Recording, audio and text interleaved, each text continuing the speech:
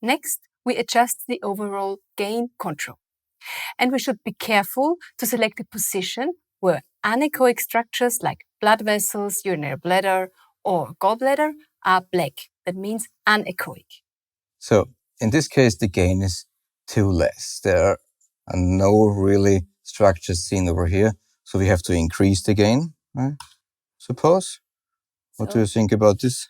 I think maybe there's too much gain now. You see, everything is very bright, but the anechoic structures like this pleural effusion, would you please point to this? And also the blood vessels are not black anymore, but a little bit of gray. So that's too much gain now. So we have to reduce it, and the optimal gain in this particular case is 82%. So we have the highest possible gain with black depiction of echo-free areas, the veins, the pleural effusion over here, or the urinary bladder when it's on our screen. So the deeper the sound waves penetrate into the body, the weaker they become, which means that the signals reflected from deep structures are very much weaker than those reflected from superficial structures. This would mean, however, that the liver would not be depicted in a uniform gray on the screen, but to achieve a uniform gray image of the liver, the machine adjusts the weaker signals from the deeper images by means of the gain compensation. Therefore, time gain will vary with the depth of the view.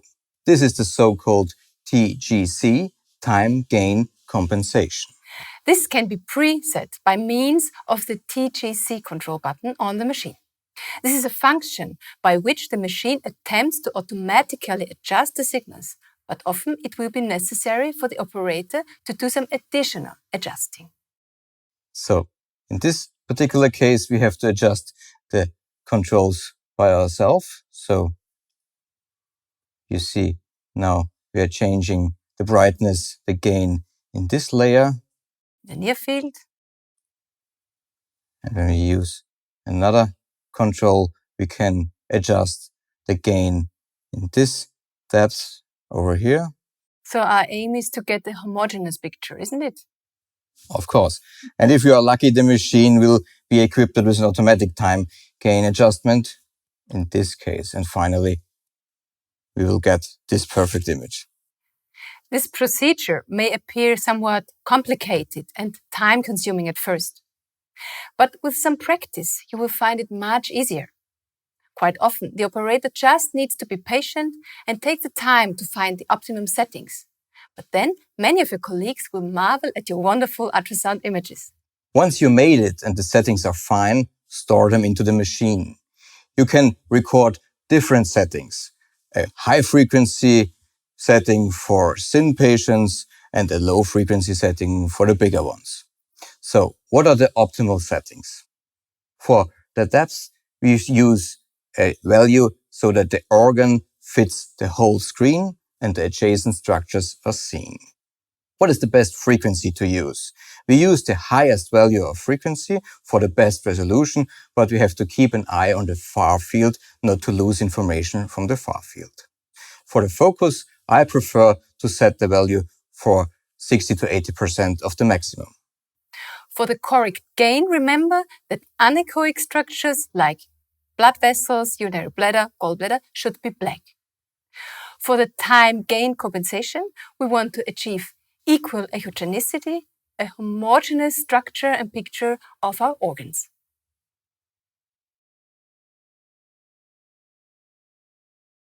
We have to stick to international standards of imaging in order to achieve scans and reports that are easy to interpret for our colleagues.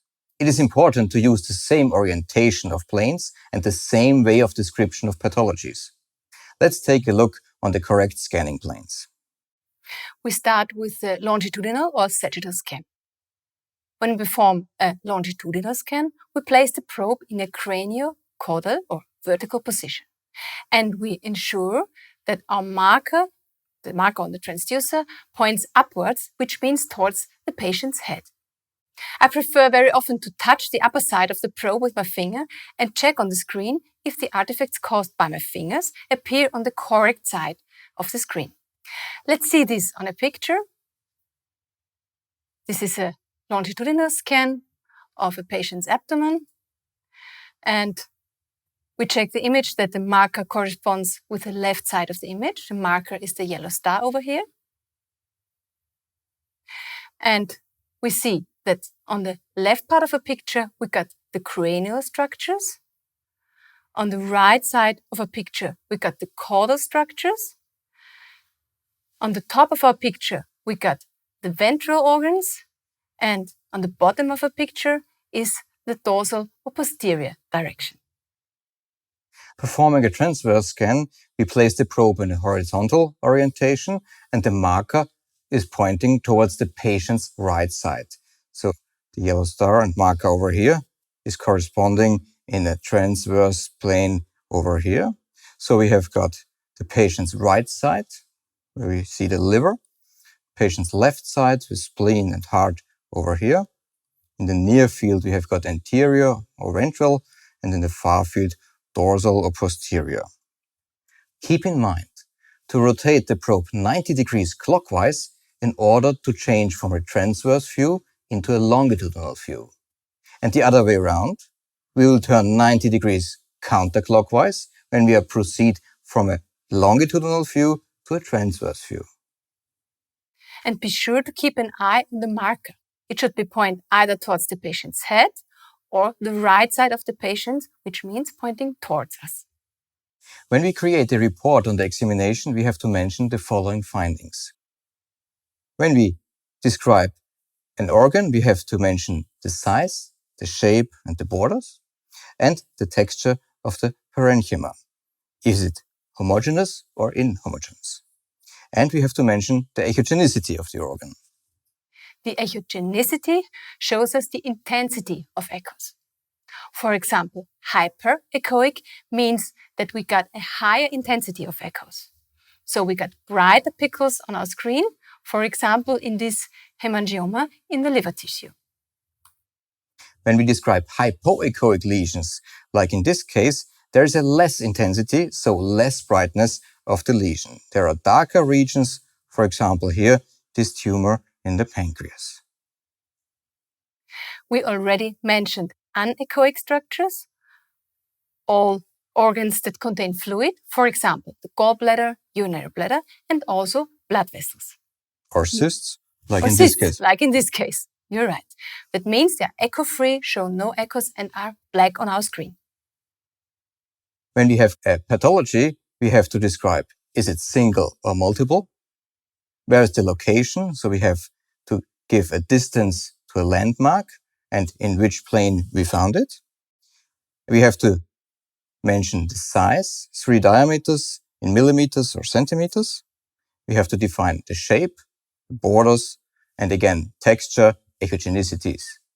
And if there are any artifacts and what the adjacent structures look like.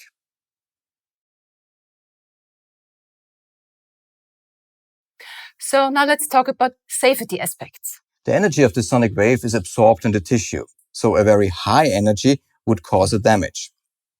The mechanical index indicates the amount of energy in the tissue per area. It has to be calculated and cannot be measured directly. It is the limiting level of energy to be selected in the examination. In ultrasound examinations for medical diagnosis, an MI of up to about 1.6 is reached. For examinations of pregnant women, lower limits are prescribed. Please be careful to regard the limits in your country. Pulse Doppler waves have a higher energy per time and area and should not be applied on embryos. Here too, the specific guidelines of each country must be respected. The safety regulations lay down a maximum MI and recommend examinations in minimum time. But in principle, ultrasound for diagnostic applications is a harmless examination method without any radiation or other risk to the patient.